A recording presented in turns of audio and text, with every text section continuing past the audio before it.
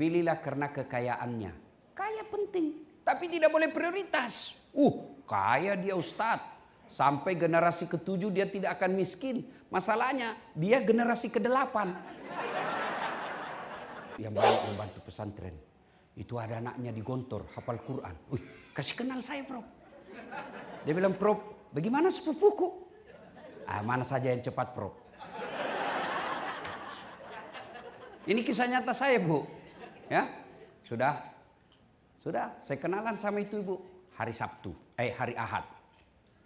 Jumat, saya khotbah Jumat bahas tentang kecemasan dalam hidup, sangka buruk kepada Allah. Selesai sholat sunnah ba'da Jumat, saya merenung. Saya kena ceramah saya ini. Sudah, saya putuskan pergi melamar. Saya telepon ibu saya, Mak, melok kalau letu, saya mau pergi melamar. Nika, siapa? Ada, penghafal Quran ini. Napuji moko gak? Dia suka kamu kah? Makanya mama doakan saya. Ilo doangan nak, bukanlah. Pergilah saya bilang sama sopir saya, kau tahu Limbung? Tahu, kita ke sana. Sampailah saya di sana. Begitu saya masuk rumahnya, saya naik ke lantai 4, saya ceritakan, Bu, bolehkah saya cerita rahasia? Padahal baru pertama saya ketemu di acara itu. Itu ibu yang jadi mertua saya sekarang. Kenapa? Ada rahasia ini, Bu. Saya malu kalau ditolak kan. Ya kalau cuma berdua hanya dia yang tahu.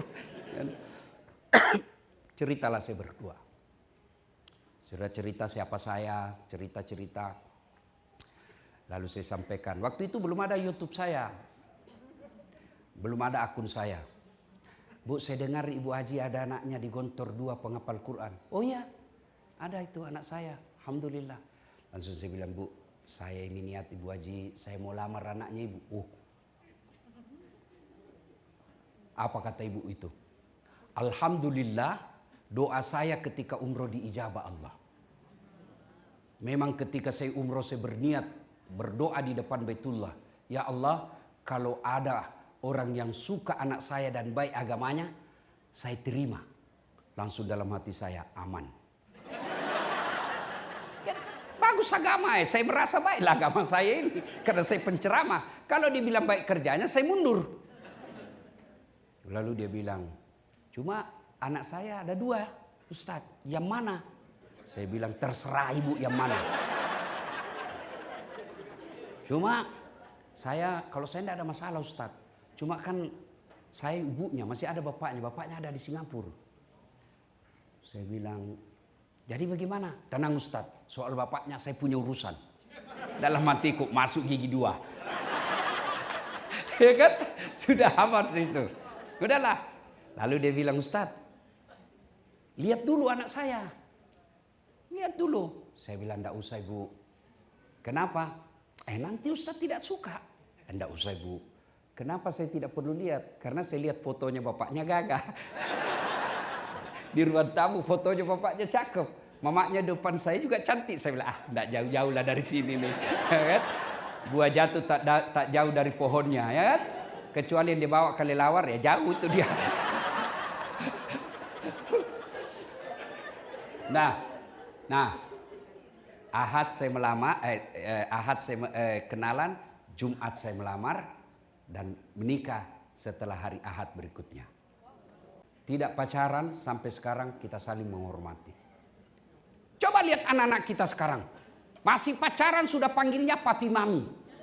Itu yang Ibu mau? Nah, Ibu bapak, saudara-saudara sekalian, istri saya itu Bu, Allah karim. Saya hebat begini bukan karena saya hebat, karena istri saya. Mana bisa kita ceramah kalau istri kita teror?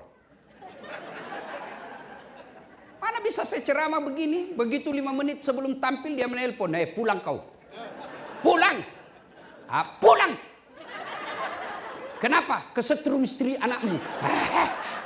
Itulah fungsinya istri, memberikan ketentraman jiwa. Istri saya Bu, boleh kalau ada Ibu tahu ke tetangga saya biasa malu. Itu biasa kan saya berangkat jam 4 subuh Bu, kadang-kala sudah pergi kalau kejar penerbangan pertama. 4 subuh. Saya pergi, diambil itu ranselku, dibawa. Tidak usah saya yang berat, karena banyak elektronik dalam. Apa dia bilang? Tidak apa-apa, tidak ada artinya ini Ustadz, dibanding beratnya hidupnya Ustadz menanggung kami.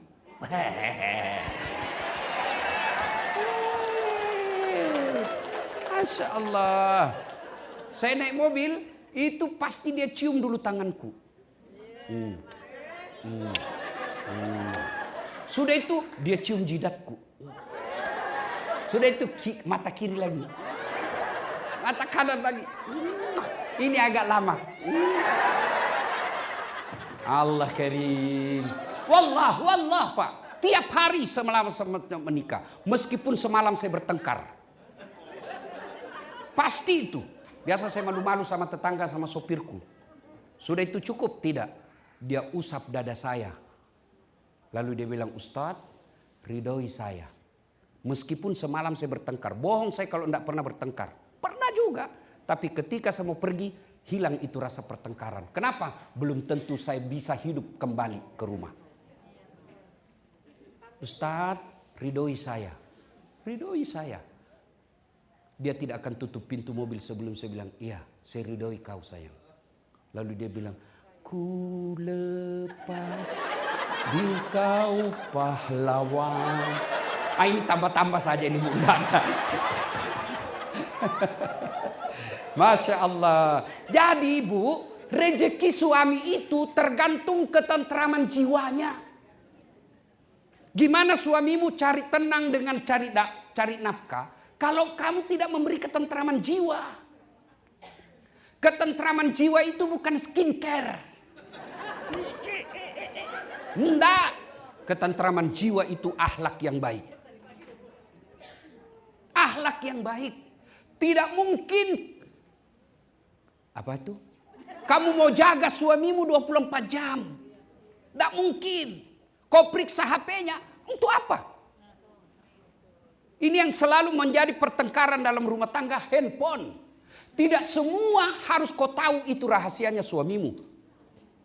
Yang penting kamu dinafkahi dan dia tidak berkhianat. Saya kasih handphone saya sama istri saya. Ini handphone saya. Bu, dengar ini Bu yang suka periksa handphonenya suami. Untuk apa? Kalau kau mau jaga suamimu, bukan dengan periksa handphonenya. Bukan dengan periksa handphonenya. Tapi apa? Hadir kau di hatinya. Gimana kau hadir di hatinya kalau kau tidak hormati orang tuanya? Gimana kau hadir di hatinya kalau kau kasar ngomong? Gimana kau hadir di hatinya kalau anaknya kau tidak urus? Saya mewakili perasaan laki-laki dan pasti semua sama. Bu, ibu mau tahu enggak ketentraman jiwa seorang suami? Dia pergi cari nafkah, masuk WhatsApp istrinya.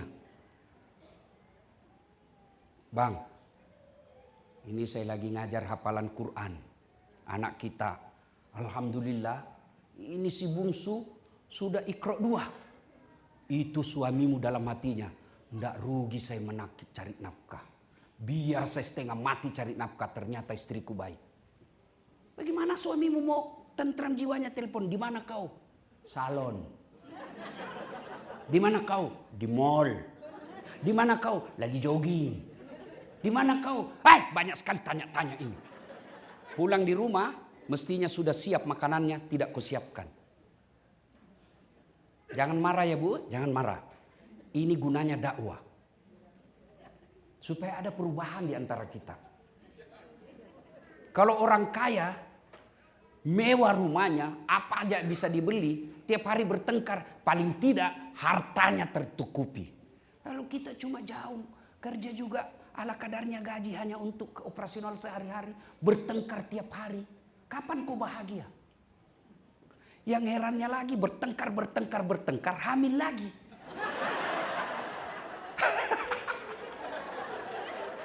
Allah karim.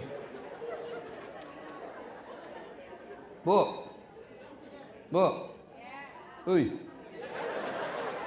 Ibu, mau jadi istri soleha? Catat, jadikan status. Renah. R-E-N-A-H. Renah. Sampai jam berapa ini Ustaz? Sampai jam 12 pas kan Jumatan. Hah? Lagi, hah? Jam 2? Ibu bisa? Betul? Saya tidak bisa. Bu, apa ibu? Apa? Rena. R-E-N-A-H. Rena. Rena. 1, ramah. Tutur kata yang lembut. Sopan santun bicara. Kalau suamimu datang, sopan santunlah menyambutnya. Assalamualaikum kakandaku Arjunaku. Masya Allah. Disambut suaminya. Waalaikumsalam adindaku Sri Kandiku. Lalu ibu berkata, Masya Allah bang, makin cakep aja kau bang. Kata suaminya. Kata istrinya, cakep sekali kau hari ini bang. Kata suaminya, berarti saya jelek kemarin. Ini juga suami yang tidak tahu diri. Tutur kata yang lembut. Ada juga perempuan, makin ada temannya suaminya, makin dia tunjukkan kekasarannya. Dia mau tunjukkan, lihat ini, saya atur suami saya. Mana ada? Tidak ada itu dalam ajaran agama, istri mengepalai dan membawa suami. Tidak ada itu. Ar-rijalu qawwamuna 'alan nisa. Kalau ada perempuan yang mendominasi suaminya, biasanya suami seperti itu menderita lahir batin. Dan kalau ada peluang sedikit melakukan maksiat, biasa digunakan. Tapi kalau suami istrinya baik, siapapun goda dia tidak akan tergoda. Kenapa? Dia akan berkata, ada bidadari di rumahku. Sayalah buktinya, Bu. Banyak yang menggoda. Betul. Tapi saya selalu, ada pernah pengusaha datang bawa anak gadisnya ke hotel. Di lobi ketemu. Pengusaha sukses di Kalimantan. Nikahi anak saya Ustaz. Pak Haji, ada istri saya. Tidak perlu ada surat-suratnya. Saya cuma mau ada keturunan saya ulama. Tidak bisa. Ada istri saya baik. Coba kalau istri kita tidak baik. Kesempatan. Jadi kami ini laki-laki Bu, tergantung istri. Sopan bicara. Dan hebatnya itu perempuan Islam, kalian tidak tanggung dosanya suamimu. Tidak tanggung ibu. Beda kami laki-laki, kami tanggung dosanya istri. Istri tidak pakai jilbab, istri tidak bayar puasanya, istri tidak sholat. Meskipun suaminya imam, ditanya, mana ini suaminya ini? Kok bisa istrinya begini nih? Itulah makna ayat ku anfusakum wa ahlikum nar. Ibu ditanggung. Bukan cuma di dunia, di akhirat juga ditanggung. Di dunia Bu, malu kita kalau perempuan pulang lebaran tidak pakai baju baru. Malu itu istrimu, suamimu. Malu kita sebagai suami kalau sudah 10 tahun menikah tidak dikasih emas istri kita. Malu itu suami. Kadang-kala menderita cari nafkah. Tidak pernah dia telepon istrinya. Saya dimaki-maki sama bos. Tidak. Dia rahasiakan. Kenapa? Cukup saya menderita. Itulah suami. Dan ditanggung sampai di akhirat. Makanya ibu jangan suka ngomel.